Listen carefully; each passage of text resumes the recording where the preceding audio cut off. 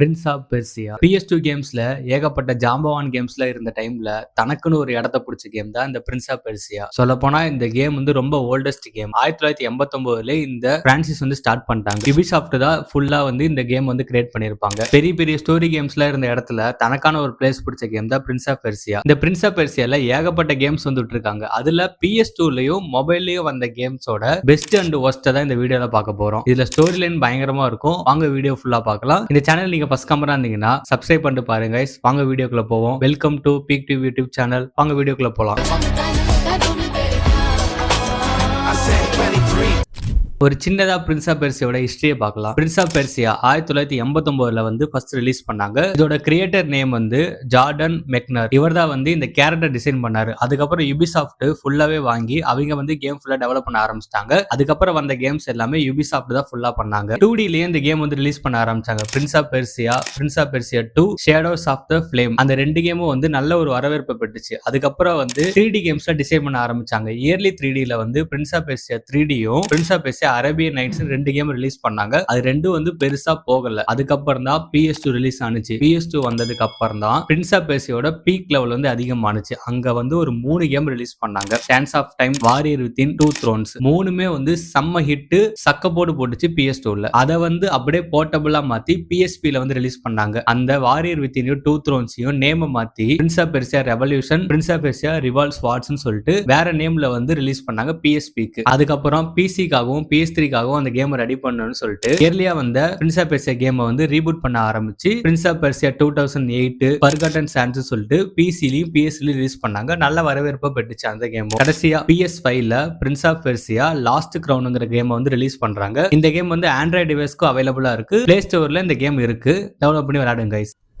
நம்ம இப்ப கேம்குள்ள போலாம். ஃபர்ஸ்ட் நம்ம பார்க்க போறது Prince of Persia Sands of Time. இந்த ஒட்டுமொத்த பிரான்சிஸோட கதை இங்கதான் ஸ்டார்ட் ஆகுது. பெர்சியாவோட இளவரசன் பிரின்ஸ் அவன் வந்து எங்க அப்பாவோட இந்தியா மீது ஒரு போர் தொடுக்கிறாரு. அந்த போர் நடக்கும்போது காலத்தை கட்டுப்படுத்துற டேகர் ஆஃப் டைம் அப்படிங்கிற ஒரு அபூர்வ வாளை கண்டுபிடிக்கிறாங்க. கூட இருந்த மந்திரி வைசரோட பேச்சை கேட்டு இந்த இளவரசர் என்ன பண்றாருன்னா அந்த வாளை வந்து தப்பா பயன்படுத்தி அதுல இருக்கிற சான்ஸ் ஆஃப் டைம்ங்கிற ஒரு மணலை வந்து பரப்பி விடுறாரு. அந்த மணல்னால புல் மக்கள் வந்து என்ன பண்ணிடுறாங்களா ஒரு சாண்ட் மாஸ்டர்ஸா மாறிடுறாங்க. இளவரசி பாரா அவங்க ரெண்டு பேர் சேர்ந்து அந்த வாளோட உதவியோட மீண்டும் பாஸ்டுக்கு போயிட்டு அந்த அழுவை எப்படி தடுக்கிறாங்க, அதை தடுத்தாங்களா இல்லையாங்கிறதா ஒரு கதையா இருக்கும் இந்த Prince of Persia Sands of Time. கதை சூப்பராகவே டிசைன் பண்ணிருப்பாங்க. இந்த கேம் ஏன் பெஸ்ட்னு சொல்றேன்னா இதுல வந்து அந்த காலத்தையே நம்ம வந்து திரும்ப திரும்ப ரீவைண்ட் பண்ற ஒரு மெக்கானிக்கல் சிஸ்டம் வந்து கொடுத்திருப்பாங்க. அதனாலதான் இந்த கேம் வந்து சூப்பரா இருக்கும். நம்ம தவறுதலா ஒரு பட்டன் அழுத்தி நம்ம கீழே விழுந்துட்டாலும் சரி, நம்ம ஒரு இடத்துல சாவர மாதிரி போனாலும் சரி, நம்ம இந்த இடத்துல தோத்துருவோம் அப்படின்னு நம்ம முன்னாடியே தெரிஞ்சிச்சுன்னா நம்ம வந்து டைமை ரீவைண்ட் பண்ண முடியும். எப்படின்னா அந்த கேம்ல வந்து நீ ஒரு 10 or 20 செகண்ட்ஸ் வந்து பேக்ல போக முடியும், திரும்ப ப்ளே பண்ணலாம்.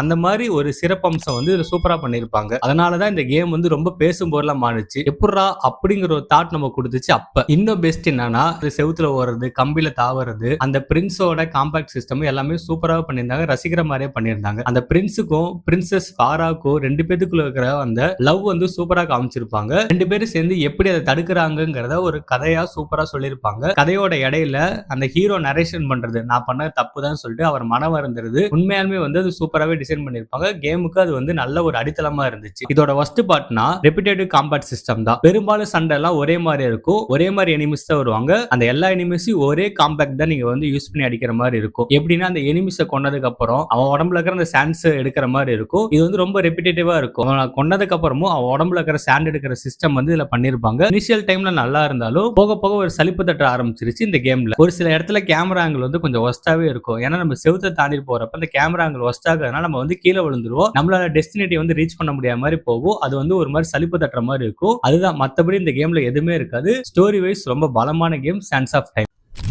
Next Prince of Persia Warrior Within. சூப்பரான கேம்ங்க. எனக்கு ரொம்ப பிடிச்ச கேம்னா இந்த Prince of Persia Warrior Within தான். இதோட ஸ்டோரி என்னன்னா சான்ஸ் ஆஃப் டைம் நடந்ததுக்கு அப்புறம் நடக்கிற ஒரு சீக்குவலா தான் இருக்கும். அந்த சான்ஸ் ஆஃப் டைம்ல வந்து அவர் டைமை மாத்துறதுனால காலத்தோட பாதுகாவலன் இருக்கார்ல டாக்காங்கிற ஒரு அரக்க வந்து இவனை ஃபுல்லா துரத்த ஆரம்பிச்சிருவாரு. அந்த டாக்காங்கிற ஒரு அரக்கங்கிட்ட இருந்து ஹீரோ எப்படி தப்பிக்கிறாரு, ஹீரோ தப்பிக்கிறதுக்காக என்னென்ன விஷயம் பண்றாங்கிற ஒரு மெயின் ஸ்டோரி பிளாட்டா இருக்கும். ஹீரோ வந்து டாக்காட்ட இருந்து தப்பிக்கிறதுக்காக ஐலாண்ட் ஆஃப் டைம்ங்கிற ஒரு தீவுக்கு போறாங்க. அந்த தீவோட அம்சம் என்னன்னா, அங்க வந்து கைலினான்னு ஒரு பிரின்ஸ் இருப்பாங்க. அவங்க தான் வந்து எம்பையர் ஆஃப் டைம். அவங்களோட ஹெல்ப் மூலியமா சான்ஸ் ஆஃப் டைம் உருவான காலத்துக்கே போய் அந்த மொத்த விஷயத்தையும் மாத்துறதுக்கு பிளான் பண்றாரு. அவர் அந்த மொத்த விஷயத்தையும் மாத்தினாரா இல்லையா அப்படிங்கிற ஒரு ஸ்டோரி லைன் கொண்டு போயிருக்கும் இந்த கதை. சூப்பராவே பண்ணிருப்பாங்க வாரியர் வித்தின். இதோட பெஸ்ட் பார்ட்னா அந்த டாக்காவோட சேஸ் தான். அடிச்சு சொல்றேன், சூப்பரா இருக்கும். ரெசிடென்ட் ஈவில் 2ல மிஸ்டர் எக்ஸ் எப்படி துரத்துவான் அதே ஒரு ஃபார்மேட்ல பண்ணிருப்பாங்க. ஒருவேளை இதை பேஸ் பண்ணி தான் அதை பண்ணிருப்பாங்களா நமக்கு தெரியல. ஆனா அவன் அந்த டாக்கா வந்து நம்ம துரத்திட்டு வரப்ப அவன் பக்கத்து நெருங்க ஸ்கிரீன் வந்து பிளாக் ஆயிட்டு அது டோட்டலா வந்து அவன் நம்ம பிடிச்சிட்டானா நம்ம டெத் ஆகுற சீன் சூப்பராகவே பண்ணிருப்பாங்க.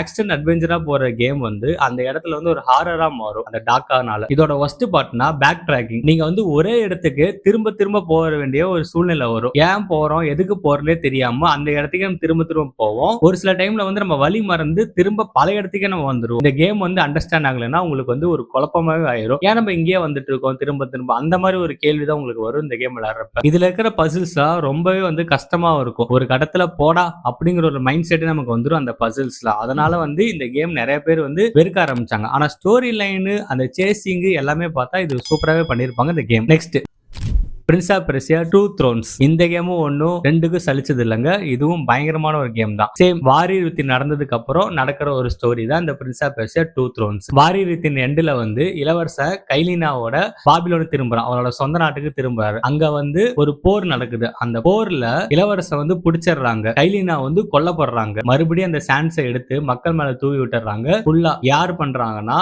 இவரோட அந்த மந்திரி ஸ்டார்டிங்ல சொன்னல விசாக், அவர் தான் வந்து இந்த வேலையை பண்ணி விட்டுறாரு. மறுபடியும் இந்த விஷயம் நடந்ததுனால இளவரசன் வந்து ரொம்ப பாதிக்கப்பட்டு அவர் உடம்புல இருக்கிற ஒரு ஆல்டர் ஈகோ டார்க் பிரின்ஸ் வந்து வெளியே வராரு. சோ இவங்க ரெண்டு பேரும் சேர்ந்து எப்படி அந்த விசாக்க கொல்றாங்கன்னா இந்த பேஸ் ஸ்டோரியா இருக்கும். மறுபடியும் அந்த மக்களை மாத்தினாங்களா, அந்த டைம் வந்து ரிவர்ஸ் பண்ணாங்களா, அந்த சான்ஸ் ஆஃப் டைம் வந்து அழிச்சாங்களா அப்படிங்கிற ஒரு ஸ்டோரி லைன் பண்ணிருப்பாங்க இந்த பிரின்ஸ் ஆஃப் பெர்சியா 2 த்ரோன்ஸ்ல. இதோட பெஸ்ட் பார்ட்னா அந்த டார்க் பிரின்ஸ் தான். அந்த டார்க் பிரின்ஸ் மாத்திரப்ப நம்ம காம்பாக்ட் சிஸ்டம் ஃபுல்லாவே மாறி இருக்கும். வேற ஒரு ஆளாவ மாறிடுவாரு. அவர் வரப்பல ரொம்பவே ரேஜா இருக்கும் கேம்.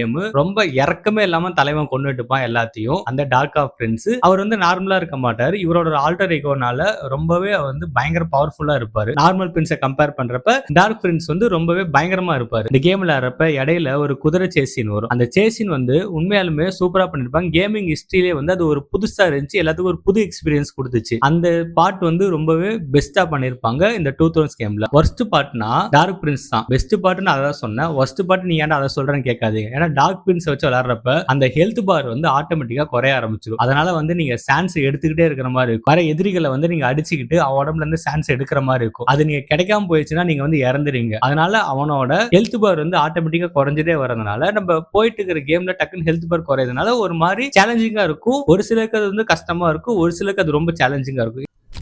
கடைசியா Prince of Persia Lost Crown PS5ல வந்து இந்த கேம் ரிலீஸ் பண்ணாங்க. ஆண்ட்ராய்ட்ல இந்த கேம் அவைலபிளா இருக்கு. பிளே ஸ்டோர்லயே இப்ப அவைலபிளா இருக்கு. யார் வேணா போய் ப்ளே பண்ணிக்கலாம் அந்த கேம். இந்த கேம்ல வந்து பிரின்ஸா நீங்க ப்ளே பண்ண மாட்டீங்க. அதுக்கு பதிலா சார்கன்ங்கிற ஒரு இளம் போர் வீரனா நீங்க வந்து ப்ளே பண்ணீங்க. அவன் ஒரு இம்மார்டல்ஸ். பாரசீக இளவரசன் காசின் வந்து கடத்தப்படுறாங்க. அந்த இளவரசனை வந்து இவர் எப்படி மீட்கிறாருங்கிற ஒரு கதையா இருக்கும். அந்த இளவரசனை மீட்க மவுண்ட் குவாஃப் அப்படிங்கிற ஒரு மர்மமான இடத்துக்குள்ள போறாரு. அந்த இடத்துல காலம் ஃபுல்லா செதஞ்சு கிடக்கும். போற வர தன்னோட குழுவே வந்து ஒரு எதிரியா மாறுவாங்க. நம்மளோட டீம்மேட்ஸ் தான் வந்து அதுல வந்து வில்லன்ஸா பாஸா வருவாங்க. அந்த மாதிரி துரோகத்தால வீழ்த்தப்பட்டு எப்படி அவர் வந்து அந்த இளவரசனை காப்பாத்துறாரு அப்படிங்கிற ஒரு ஸ்டோரியா இருக்கும். ப்ரீவியஸ் கேமை கம்பேர் பண்றப்ப இந்த ஸ்டோரியில வந்து கொஞ்சம் டிஃபரெண்டா மாத்தி இருப்பாங்க. கேம் பிளே வந்து சூப்பரா இருக்கும். இதோட கேம் பிளே வந்து 2D ஸ்லைடு கேம் பிளேல பண்ணிருப்பாங்க. கிராபிக்ஸ் தரமா இருக்குங்க. PC PS5 கிராபிக்ஸும் நல்லா இருக்கும். அதே கிராபிக்ஸ் வந்து போன்லயும் வந்து கொண்டு வந்திருக்காங்க. உண்மையாலுமே கிராபிக்ஸ் ரொம்ப கலர்ஃபுல்லா இருக்கும் இந்த கேம். இதோட பெஸ்ட் என்னன்னா ப்ரீவியஸ் கேம்ஸ் மாதிரி இதுலயும் வந்து அந்த டைம் பவர் வந்து கொண்டு வந்திருப்பாங்க. அந்த டைம் பவர் கொண்டு வந்தது இல்லாம ஹீரோக்கு வந்து ஏகப்பட்ட காம்பேட் சிஸ்டம் வந்து செட் பண்ணி வச்சிருப்பாங்க. வெரைட்டிஸ் ஆஃப் எனிமீஸ் வந்துட்டு இருப்பாங்க. வெரைட்டிஸ் ஆஃப் பாசஸ் வந்துட்டு இருப்பாங்க. அதனால வந்து கேம் வந்து ரொம்பவே இன்ட்ரெஸ்டா போகும். பல்சஸ் வந்து ரொம்பவே தூக்கலாவே கொடுத்திருப்பாங்க இந்த கேம்ல. இதோட ஒஸ்ட் என்னன்னா